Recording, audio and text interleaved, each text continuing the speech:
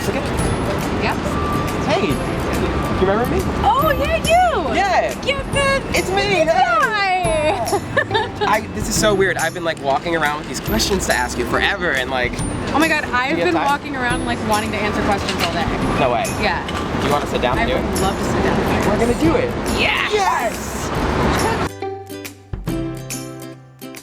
Well, I'm so glad you could just like have a second to pop a squat with me. Man, of course. Yeah. Please, New York City. And you're just coming down kind of from like a high, right? I know. Congratulations. I just finished beautiful. Yeah, it was one of the most incredible experiences. The most brilliant cast and creatives. That's a very loud trash can.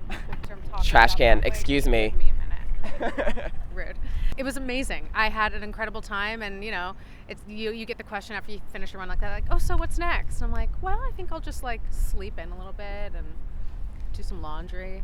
And be like, I don't know. Like, I was gonna ask you, like, are you gonna take a nap? Yeah. Right. No. I mean, that's like a marathon doing that. How did you find the stamina, or how do you every time you do a show like that? The great thing about that show is like the four leads. We don't. I mean, Carol does everything. She's on stage nonstop.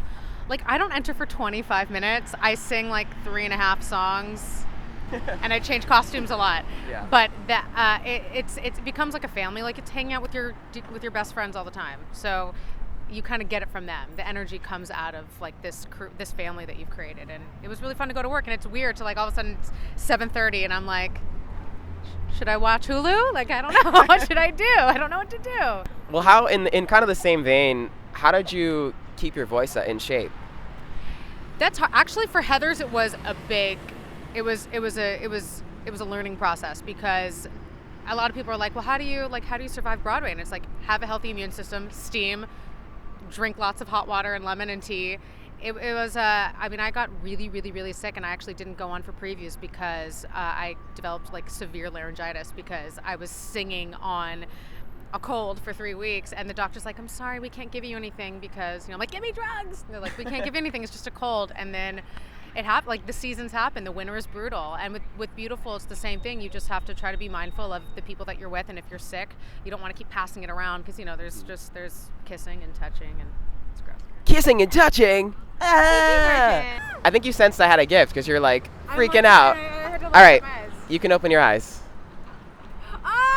Corn nuts! I haven't seen one of these guys in a long time. Hi, honey. Did you ever actually get to eat the corn nuts in the show? I did, and it's tricky because, like, what is in? Okay. I don't know. I was expecting like 8,000 ingredients because I've had, like, you know, the corn nut, the like the.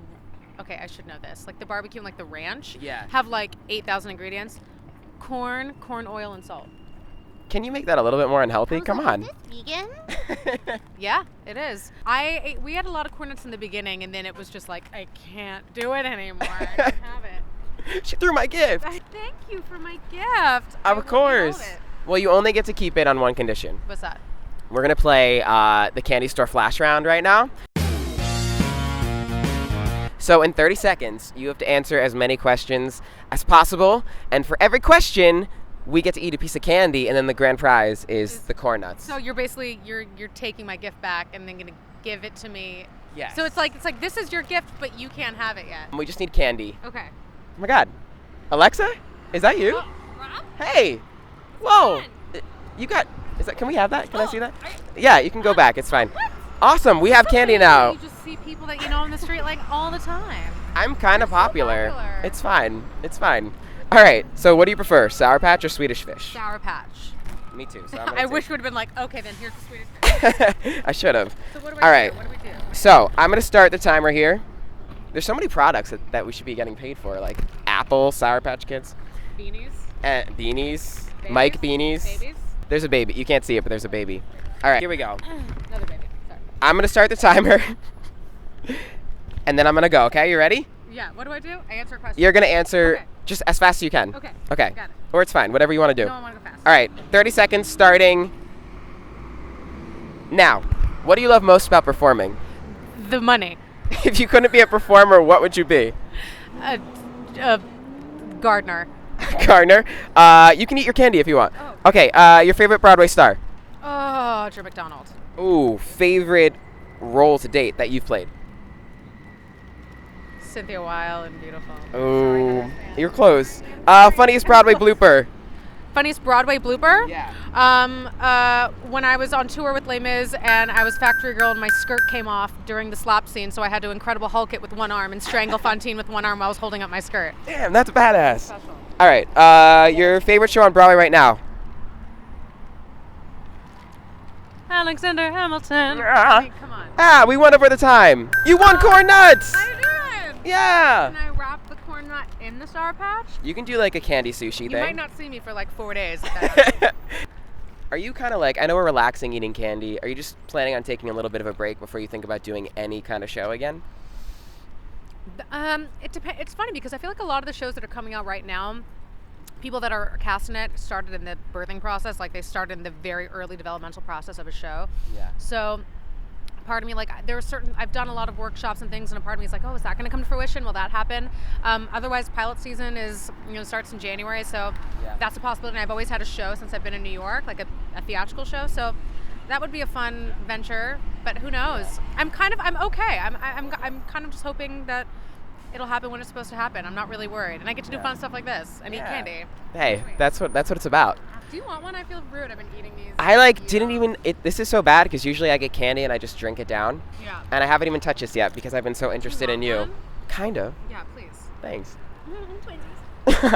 Now that you're taking a break, I know you mentioned pilot season. Are you trying to do a lot more TV film work?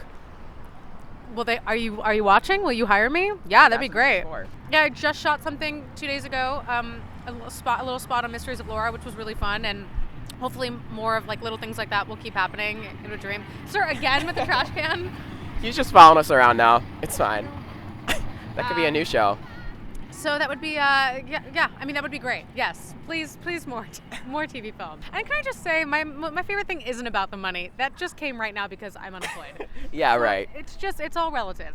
It's fine. We believe you. The title of this YouTube video is going to be Jessica Keenan Wynn, All About the Money. All about the money. Money.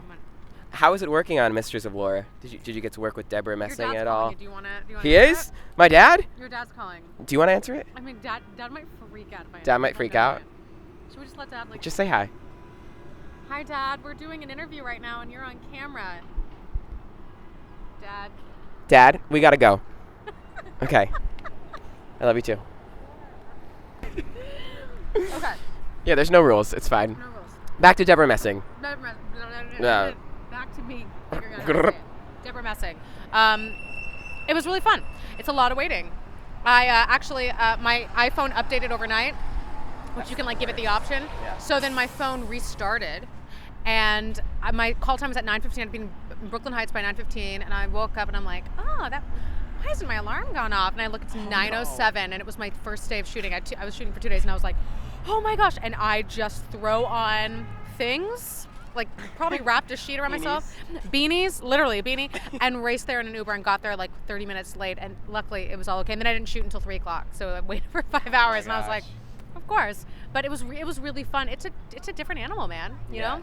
But it's really exciting, and I'm just happy that I'm just thrilled that I had the opportunity to do it, and I hope that there's more. Yeah. I mean, it's definitely a different animal, and just lacking the audience connection must be kind of weird. And you know what's funny? Deborah Messing, I had a scene with her, and someone had mentioned that I had just done Beautiful, and she was like, "Oh my gosh, I saw that 2 nights ago." I bawled crying. I was like, "Oh, you just missed me. I just left it." And she's like, "My mom used to work in 1650 under Donnie Kirshner, who was the boss of the building, and her mom used to record albums in 1650 with Carol and everyone, and she's like, it was so nostalgic and beautiful." And I'm like, well, it was beautiful. Hashtag beautiful. Oh, yeah, that's cool? Crazy. Yeah, that she just missed you. Worlds collide. Seriously. I know. It's wild. That's incredible. Yeah. And I was going to ask you, just lacking that audience must be weird, but having an audience is also kind of weird. And I know just from when I've seen Broadway shows, people tend to do some weird things. Did you get anything like that during your run with Beautiful? Like any, I don't know, shouting or people plugging their phone into the wall? If we had bachelorette parties or older women there a 60th birthday party, they would get a little rowdy.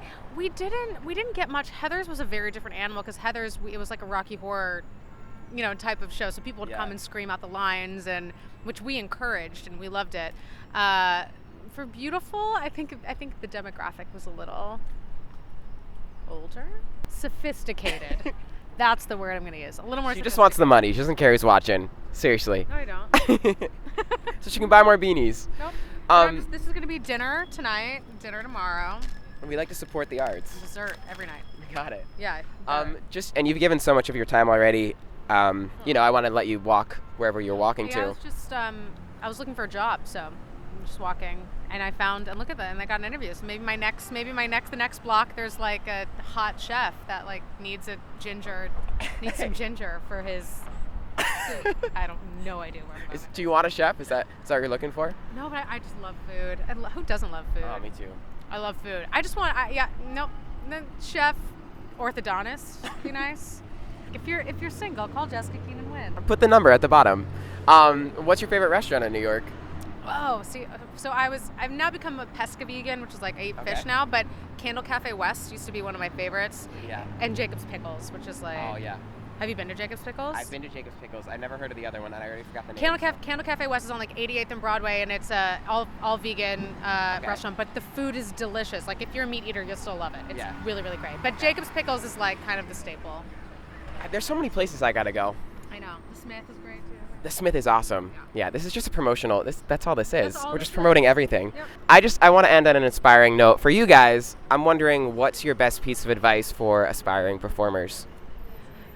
My best piece of advice for aspiring performers. I learned that in school, like how to make it a complete sentence. My best advice for aspiring performers would be to embrace, I always say to embrace diversity, because for so long I tried to fit a certain mold, and I was never the ingenue, and I was never, a really, like I hate to say this, but like the skinny, pretty princess. Like I was always kind of like, I was funny, and I was brash, and I created, and I made the roles, I made roles work because of embracing who I was. So I like to tell kids, like, don't try to fit in or be somebody else, just try to be the best that you can be, and embrace your flaws, because they're going to end up being the things that book you the jobs, you know? Oh, I love that. I tried. That makes sense. I think I'm a little drunk off of the Sour Patch Kids. I'm on like a sugar high.